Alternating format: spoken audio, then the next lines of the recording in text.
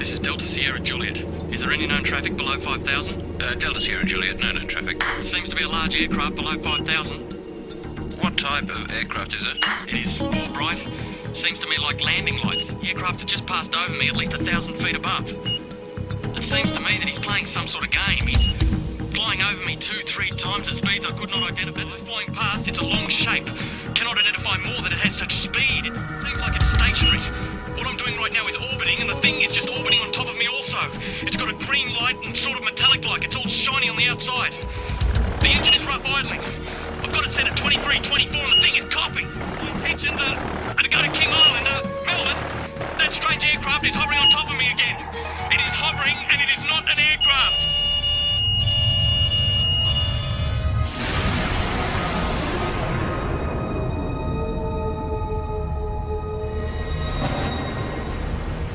What you've just heard was a recreation of the final words spoken by pilot Fred Valentich before his plane disappeared over Bass Strait. Even though it's been 19 years since Fred disappeared, the mystery surrounding what happened to him still hasn't faded. He just vanished without trace, and his family believed he was taken by an unidentified flying object. Recent years has been an explosion of UFO sightings in Australia. Whenever you mention the topic, people seem to have their own theories and opinions, or even their own stories. It was orange like a sunset, and it was just spanning across the road. I can't move, man. Moving forward in time through the experience.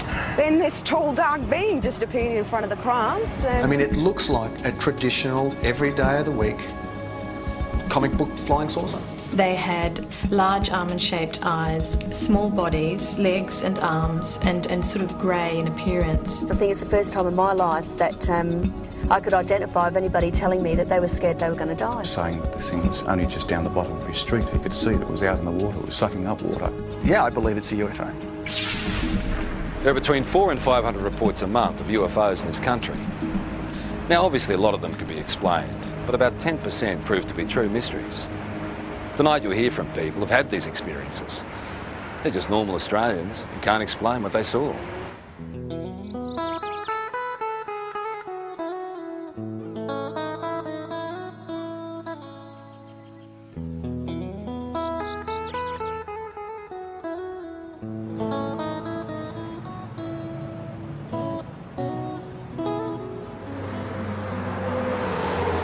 I was travelling from Sydney in a northerly direction toward Gosford along this particular road here, the Pacific Highway, and it was quiet. There wasn't a lot of traffic. It was early Christmas morning, and I was just gazing out of the front window of the car, and I saw approximately half a kilometre away a bright silver metallic object crossing from south to north.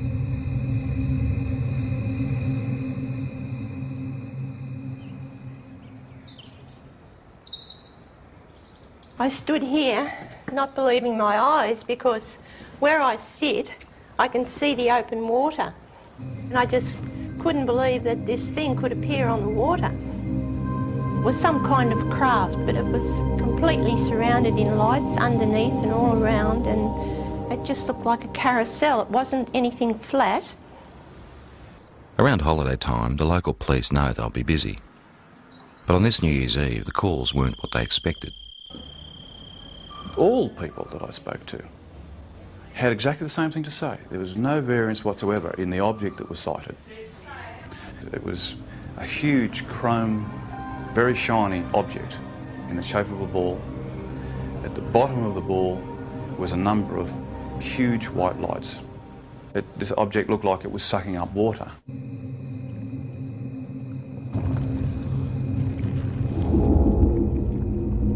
Some calls were quite frightful in their voice. You could actually hear the fear, and in the background especially, the fear of people and of course animals and things at the time that were experiencing this phenomena.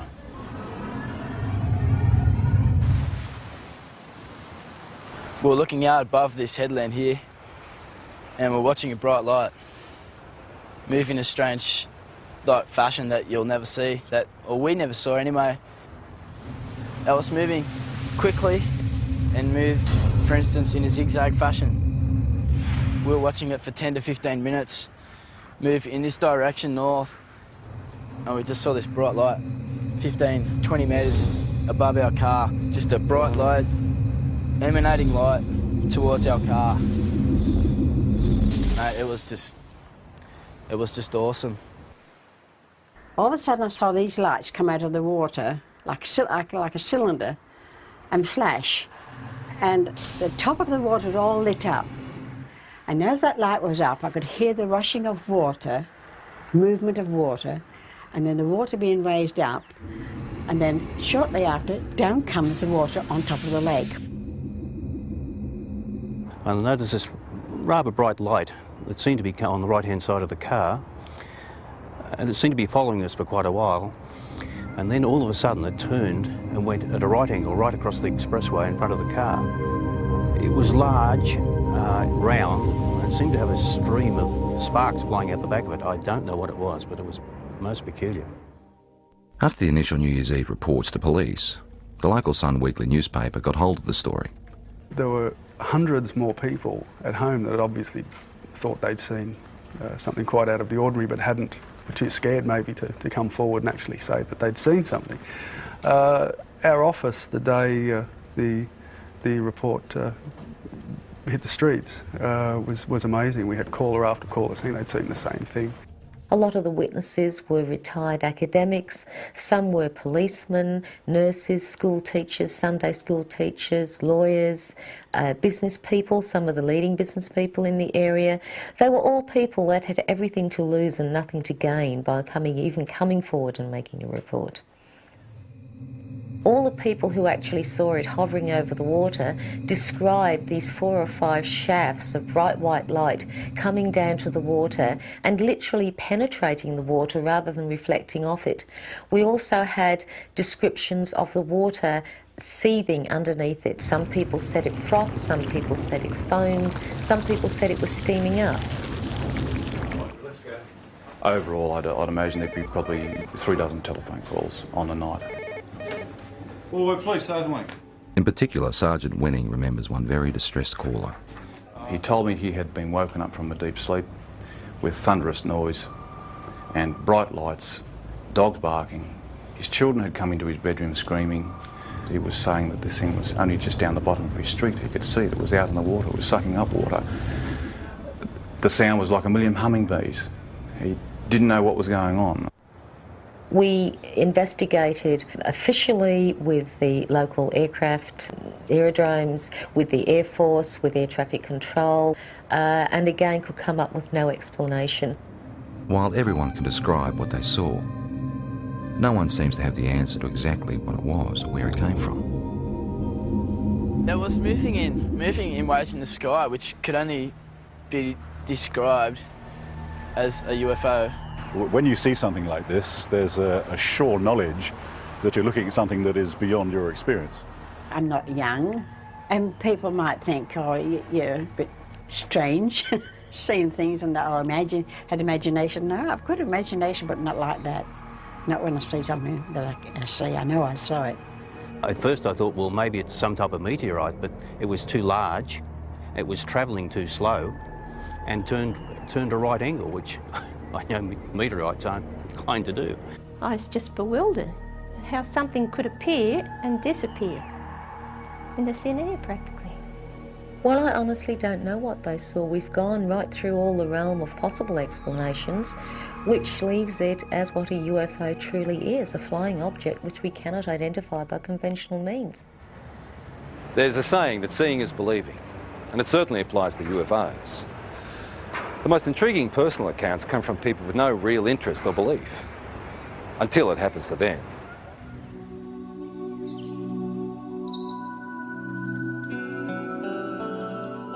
Before this happened to me, I can be honest, I could say that I was in that category of being naive. I didn't believe it. I didn't really believe it, because I had to see, it's like I would have to see it with my own eyes. Grace's experience starts in the early hours of the morning travelling home with 3 girlfriends. Victoria, who can't be identified, was one of the women in the back seat. It's when I got a bit further down the hill that I noticed on the right-hand side of me some long oblong-shaped lights. I didn't know what they were. I mean, I only sort of caught a glimpse of a bright orange light sort of shining through. As I got down the hillside and started to come around the corner by this little hotel that takes us back through the back roads towards the freeway, one of the girls in the back noticed a very bright white light with a type of blue haze around it. When the girls were sort of saying, oh, maybe, you know, like it's a UFO, and, you know, was sort of like just laughed it off and said, don't be so ridiculous. The women continue their trip, but further down the road, more lights appeared. I heard Victoria and one of the other girls in the back there, they were commenting on something that was behind us. They actually thought somebody was coming up behind us, like a truck or something, because it was moving fairly fast and very bright. It was just such a bright as blinding light. It was orange like a sunset, and it was just spanning across the road. I got really scared, and I said to Grace, quick, just step on it. Because I knew there was a town just a kilometre up the road.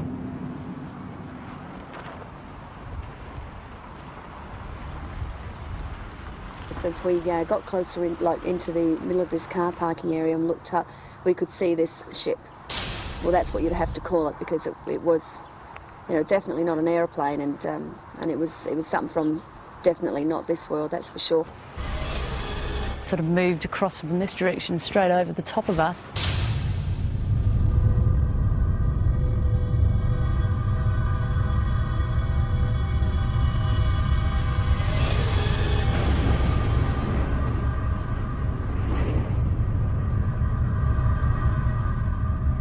Sort of disappeared into a gully where we lost sight of it.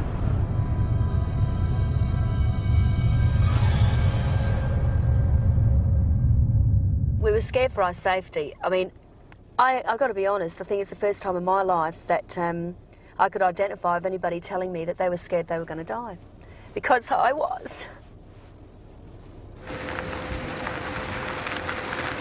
When I got to the opening of the drive here, the other girls noticed that there was something else up, some activity up there in the sky. We were still scared. We didn't know what they were either. They seemed to be moving in a direction that this other craft had gone over and gone down. So the first thing you think of, just pull in someone's driveway. And as I pulled in, the light was so blinding, it actually was hurting our eyes to look at it. Then I noticed a figure coming. It wasn't a human, it definitely was no human, that's for sure. I felt threatened by it, I felt really, really threatened by it. That was the closest thing I've ever experienced, the thought of actually, you know, coming close to death, I suppose, which sounds pretty silly, but the fear I had was like that, like I wasn't going to see my family again. And the weird thing is that it's not the normal thing to talk about and for people to accept. But, you know, it's been 3 years now, and I still feel very distressed by it. In the weeks, I felt a lot of doubt with what happened to Grace. I didn't believe it, truly believed it, because I hadn't experienced anything like that myself. So I didn't show it either. I mean, I didn't show that I didn't believe it, because I think it was important that I looked like I was supporting her, so that otherwise, you know, she might go sort of, you know, off the rails if she didn't feel she had some support from her husband. But 2 weeks later, those doubts disappeared. What's work? Late one night, they were both woken by their distressed 15-year-old son. He was dead set that he had presence in his room.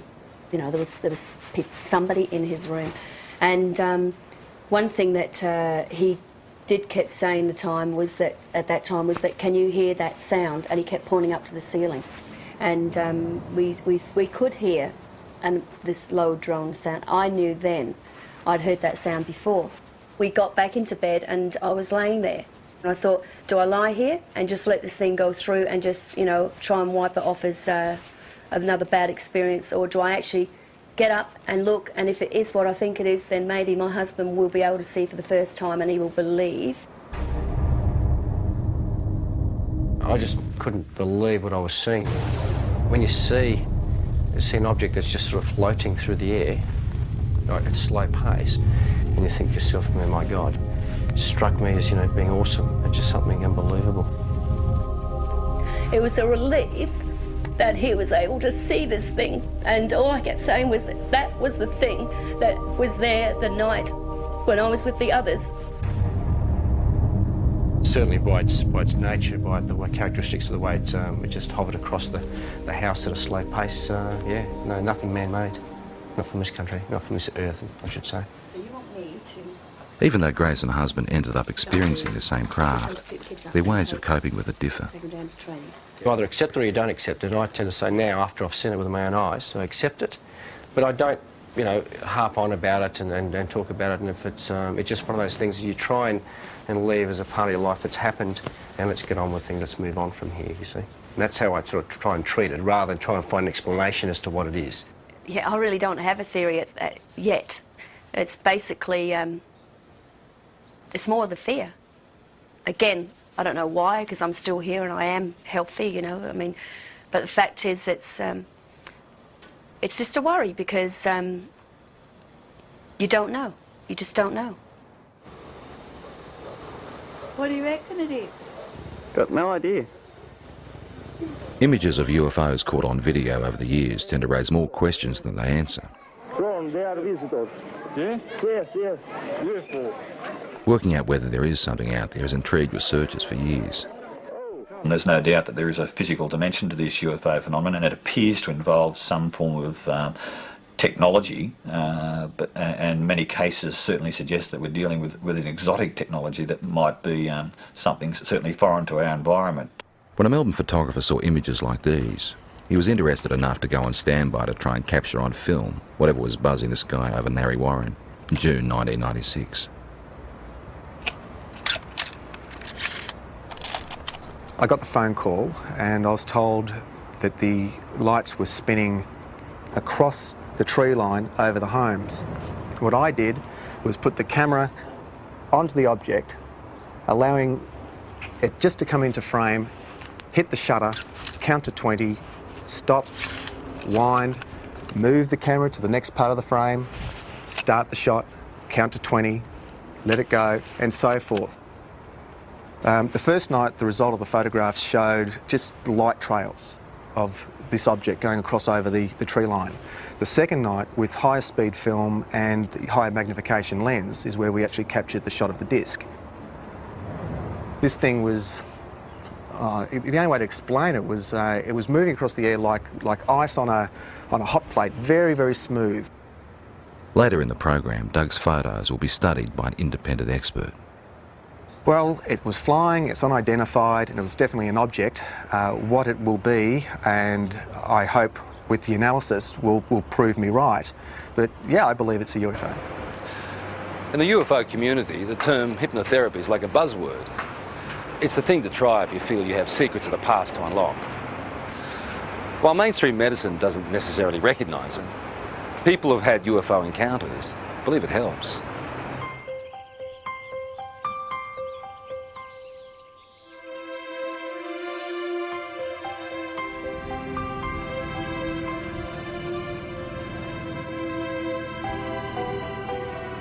Victor Pufulescu believes he started having alien encounters as a teenager back in his native Romania.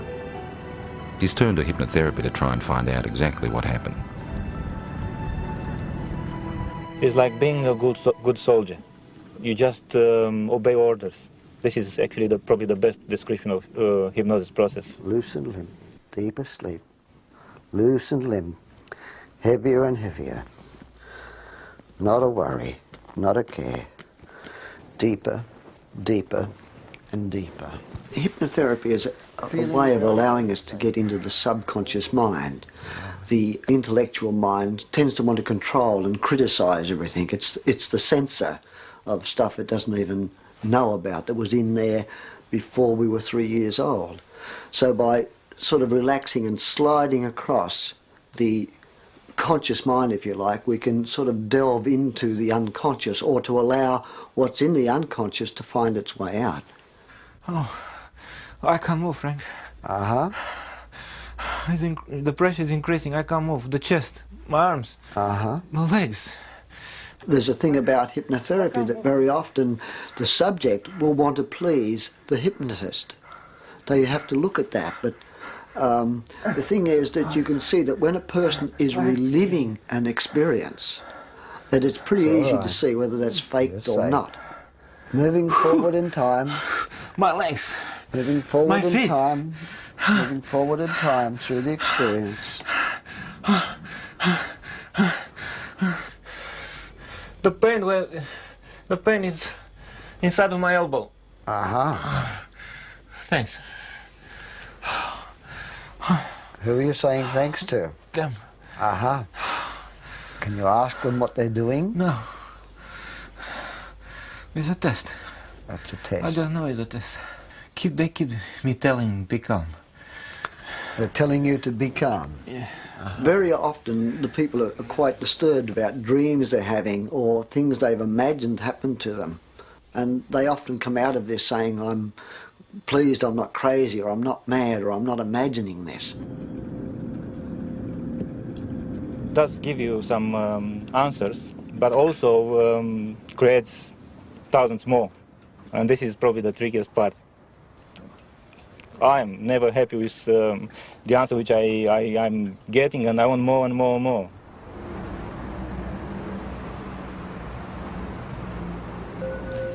Just relaxing as much as you can with every breath. Just feeling a sense of calm. From 1992, there was a very strong correlation with awakening psychically and with my healing work to having these experiences. Elizabeth Robinson is a spiritual healer and therapist who says she's been having extraterrestrial experiences since childhood, but is only now starting to accept them. I mean, when they started with me, I thought, my God, this is bizarre. You know, this is crazy. This is in the realm of science fiction. But I know now I've had to work through that and struggle with it, and I've denied it like hell for 5 years. And I can't deny it anymore. Elizabeth says she started seeing creatures like these around her home in Perth in 1992. There were 3 beings standing there. They had large shaped heads, bigger at the top to chin at the bottom, large almond-shaped eyes, small bodies, legs and arms, and sort of grey in appearance. But they looked at me with a sense of intent and intelligence. Soon after, Elizabeth's daughter talked of being visited by a lady during the night. Elizabeth believes it was one of the same beings. And I looked down on the desk, and here was a drawing of this being, this same being that I had seen. And I said to Jessica, who did that? Because I knew that at 2.5, her drawings were scribble drawings. And she said, oh, that's the lady. I tried to rationalise it, but I knew that I wasn't imagining this stuff. You know, there was something in me that told me that there was more to these experiences. They're looking at me again. Elizabeth then turned to hypnotherapy to try and uncover what she couldn't understand. This session was recorded last year with visiting American UFO researcher John Carpenter. I don't want to give the baby up. What seems to have come up in hypnosis is that I've had children taken from me, babies taken from me that are growing up on crafts. And this is just absolutely bizarre, you know, talking about this. I mean, you talk about this, but, you know, at first you struggle with it. I mean, you can't fully comprehend this, but what I could comprehend was the emotion around it. I know what they're doing. They say it's time. They tell me with their mind. The emotions are so real, they're raw, you know, the grief is there, the terror is something like I've never felt before. They're just doing what they're doing. What are they doing? They're getting the equipment ready. Part of the reason why they're involved here on Earth is to help us awaken, but there seems to be some sort of reciprocal type of arrangement whereby, you know, they're coming to Earth and they're creating a new race of beings, or creating some sort of hybrid race of beings. I used to think, okay, I'm dreaming, until I used to be able to get up, go to the bathroom, make a cup of tea, come back, sit down, they'd still be waiting for me. And I think, oh. Elizabeth and colleague Mary Rodwell now run a support group in Perth for people who've had alien experiences.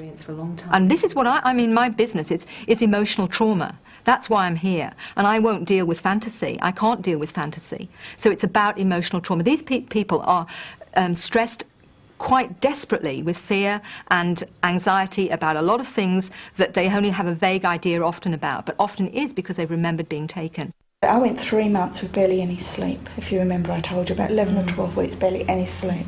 Most of them just want to live an ordinary life. They don't want this to happen. So for them to have the chance to at least talk about it and release all the anxiety and fear around that as much as they can around talking about it, it seems that through that there is real healing. For me, I became very frightened that I would be labelled crazy or, you know, hallucinate, whatever it was, and that I couldn't have somebody to relate this experience to that would honour my experience. Have either Elizabeth has always kept journals about her experiences, which she is now using to write a book. I saw a grey being appear, white-grey colour. In the dream, I was searching for my son, even though the child dream of trying to run away from several grey beings, but as fast as I ran or wherever I really don't expect someone to be able to say, absolutely, you know, this is real, because, you know, you always doubt yourself, but you know that it's real, and you have to come to some point and stop denying it, and that's what I'm starting to do. Sorting out the facts surrounding UFOs can be tough, unless of course there's something that science can put to the test.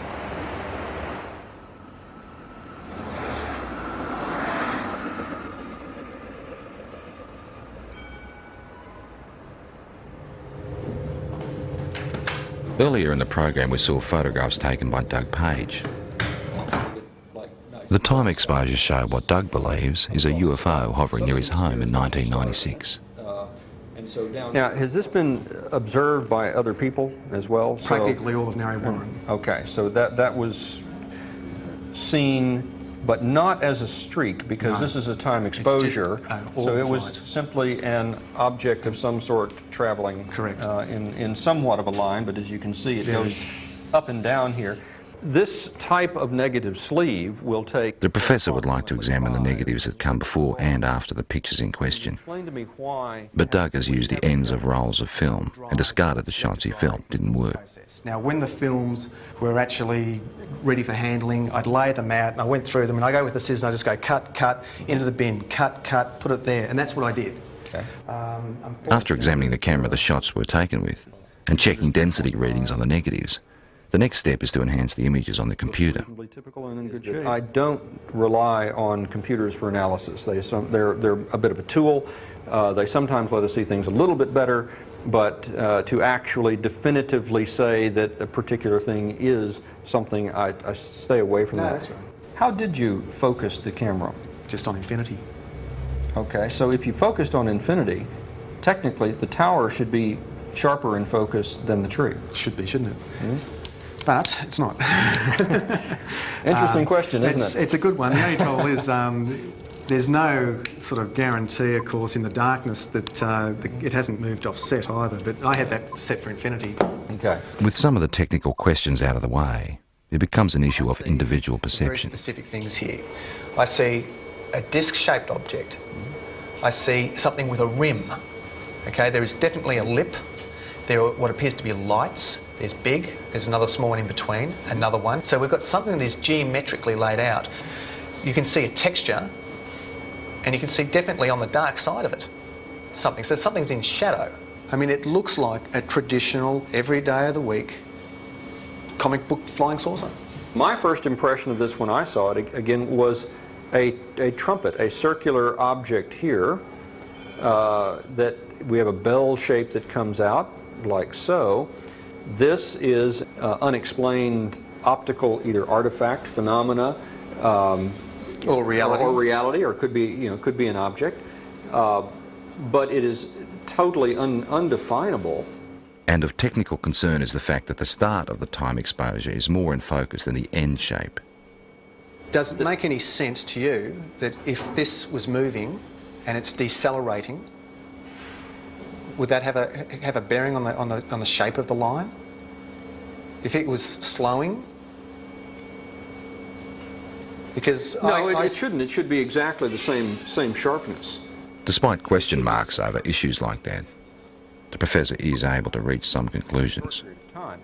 I don't believe that it's been faked. I think it is probably something that was traveling through the air. What it would be, I wouldn't know, and there's no indication from the photographs that would give me any clue. There are points there that I haven't considered, such as the object, could well be a phenomenon that that I've never heard of. So I mean, we've got to keep an open mind.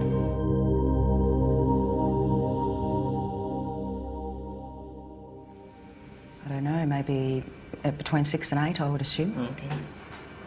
They were fairly intense, or? Yeah, they were very close together as well. Right, okay. 4 years ago, Kelly Carr was a mother and housewife with no interest in spaceships or aliens. Now she's using technology to reconstruct images of her own encounter.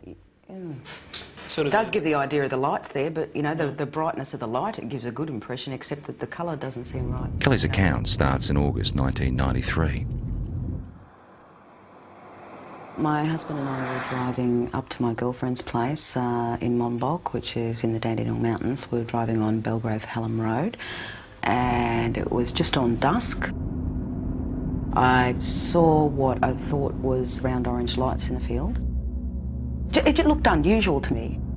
Later that night, retracing their route home, Kelly noticed something else unusual.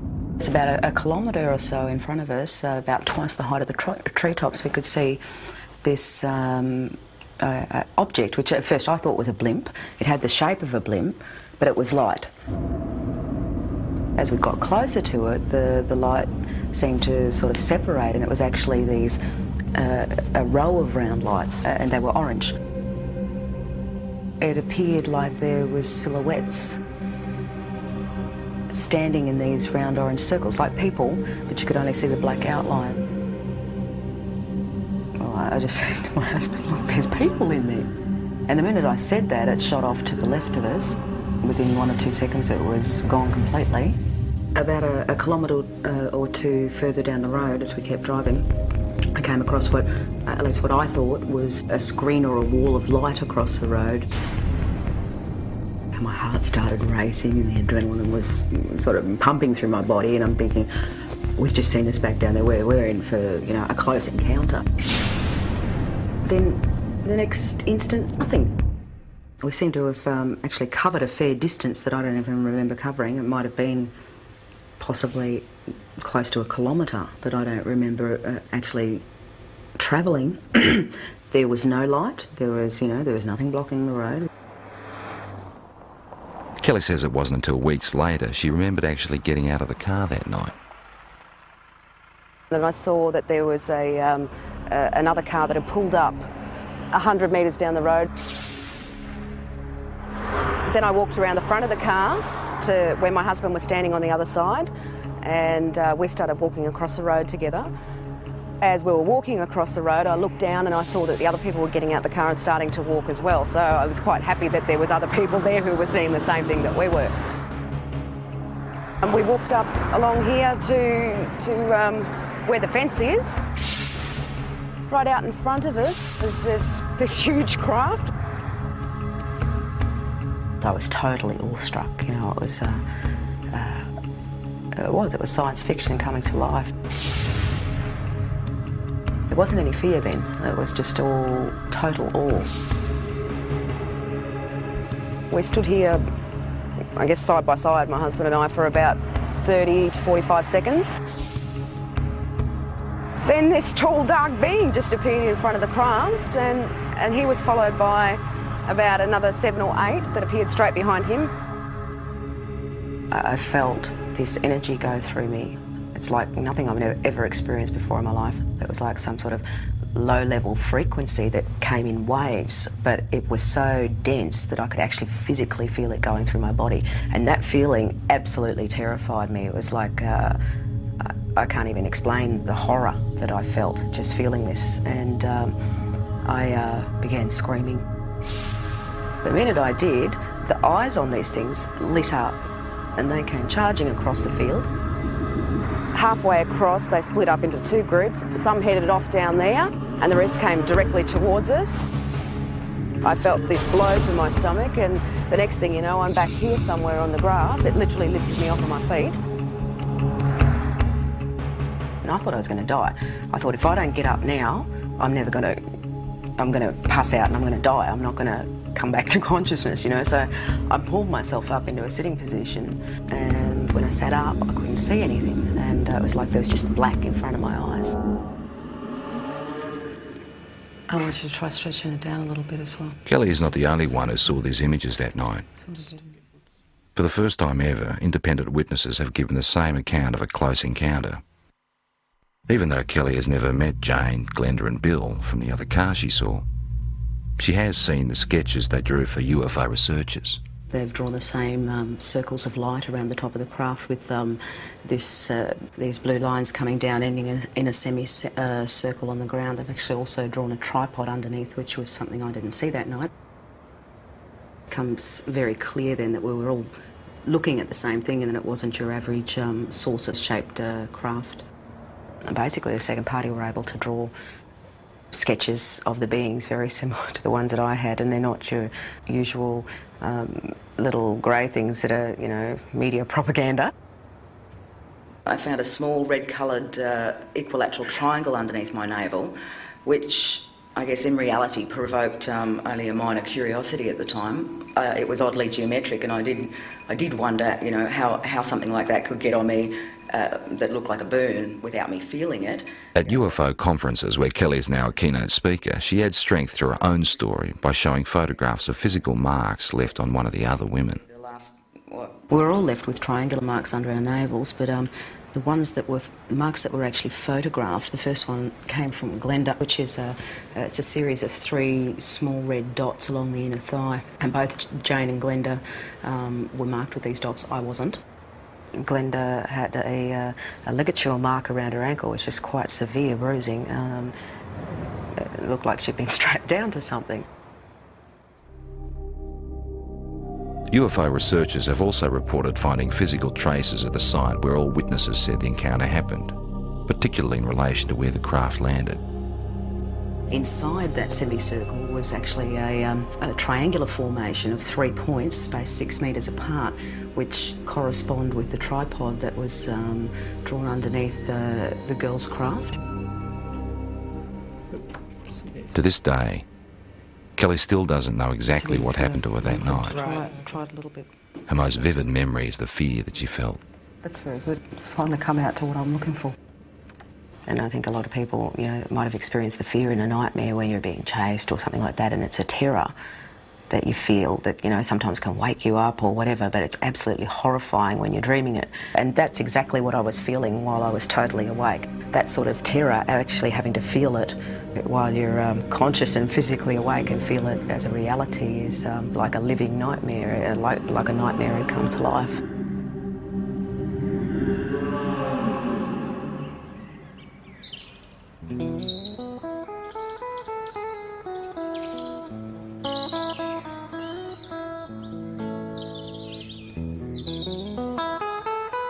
We've moved out onto 138 acres. We don't have electricity. We use all our own fuel, like for both our fires. We're in the process of trying to become self-sufficient as far as food's concerned. We just lead just a very different lifestyle. Denise Borrett says it's her encounters with strange beings that have helped her make the decision to live this way. There's one of our missing. I believe at the moment that they're giving us quite a dire warning about what's happening to the planet and what's going to happen to us unless we actually wake up to what we're actually doing. They seem to open parts of your mind that aren't open before, and or they help you to do that. I don't know, but all I know is that I'm a very changed person since I've had my experience. Well, lifestyle changes you'd think shouldn't happen to people if these things aren't physically occurring. So I guess it's a little piece of evidence to suggest that something really startling and extraordinary must have happened to a person because of the changes that they do go through. Denise says her visitors have the ability to render her husband unconscious, so he never actually experiences the aliens, but he does have physical scars. Well, I know I've got a lot of scars on my body, and I know basically where they all came from, but this one, in that particular place, I've got no idea. I just woke up one morning and I happened to comment to Denise, I've got this funny little mark on my arm, and she had a look and she had one in exactly the same place because she said she could remember it happening. And I can actually remember them cutting it. I can remember it was like a little spatula or whatever. But again, there was no pain or anything, and the next day mine had completely healed up, whereas Les's had actually scarred. And I thought, well, they're in identical spots and they're identical size, so obviously something was going on. People who've had multiple abduction experiences very often get very concerned about the environment. They get very concerned about healthy lifestyles. They get very interested in the possibility of life elsewhere. They get very interested in promoting the message that there's something actually going on.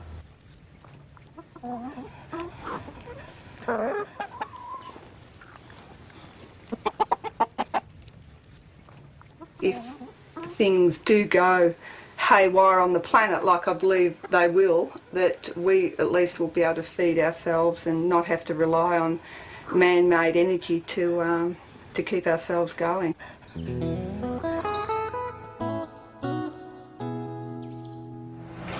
It's pretty obvious that the people that had these experiences are convinced there's more to what's out there than most of us realise.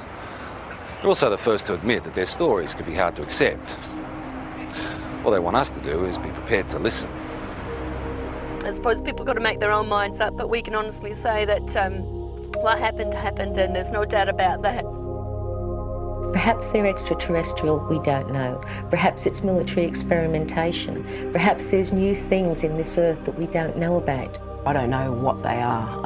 I know what happened to me, but I don't know anything about them. I'd have to say that the evidence seems to be fairly compelling, that we seem to have some sort of alien life form, just in what it is. You've got to keep an open mind. And since I've accepted it, I think I've really started to see it's not really bad. There's a lot of good in what they're actually doing. And it's like they're saying to us, you know, human beings can do so much more. We have these wonderful capacities to heal and to heal each other and to understand ourselves so much more. And we're not yet. Where they come from, I honestly don't know. I would hope that before I die, one day I find out.